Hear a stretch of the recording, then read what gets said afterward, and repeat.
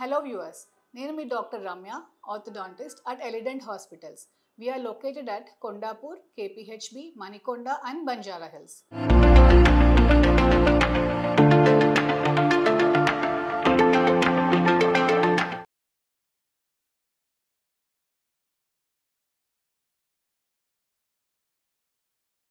ఇవాల్టి ఇంకొక important topic ఏంటి అంటే బ్రేసెస్ ట్రీట్మెంట్ తర్వాత అందరికీ రిటైనర్స్ అవసరమా?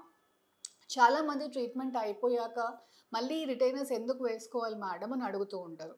సో ట్రీట్మెంట్లో టీత్ని వంకరగా ఉన్నవి, ముందుకున్నవి, గ్యాప్స్ ఉన్నవి ఏ ప్రాబ్లమ్స్ అయినా బ్రేసెస్ ద్వారా వాటిని ప్రాపర్ కరెక్ట్ పొజిషన్స్లో అరేంజ్ చేశాక బ్రేసెస్ అనేవి తీసేశాక ఆ టీత్ మళ్ళీ అక్కడే అలానే ఉండాలి, అమర్చినట్టుగానే ఉండాలి అంటే తప్పకుండా రిటైనర్స్ అన్నది అవసరం. రిటైనర్స్ బేసికలీ 3 టైప్స్ ఉంటాయి.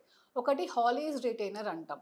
అది ఏంటంటే ఒక ప్లేట్ మీద ఒక చిన్న వైర్ వచ్చి ఫ్రంట్లో వైర్ కనిపిస్తూ ఉంటుంది. ఇది removable appliances.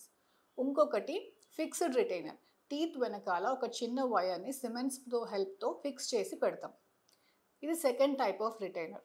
Third retainer removable, which is transparent plastic షీట్స్తో చేస్తాము. అది ఎసిక్స్ రిటైనర్ అంటారు. ఈ 3 రిటైనర్స్లో ఏదో ఒక రిటైనర్ కంపల్సరీ అన్ని ఆర్థో కేసెస్ తర్వాత యూజ్ చేయాల్సి ఉంటుంది.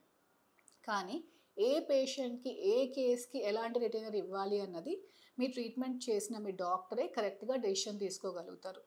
ఇందులో ఏది బెస్ట్ మేడం, ఒకటే తీసుకోవాలా, 2 తీసుకోవాలా, ఏది ఎలా వాడాలి అని మీరు అనుకుంటే మాత్రం అది మీ ఏజ్, మీ ట్రీట్మెంట్ తీసుకున్న పేషెంట్ ఏజ్ తగ్గట్టుగా, వాళ్ళ రెస్పాన్సిబిలిటీని తగ్గట్టుగా ఆ కేస్కి సూటబుల్గా ఏదవుతుంది అనే దాన్ని బట్టే డిసిషన్ తీసుకోవడం అవుతుంది.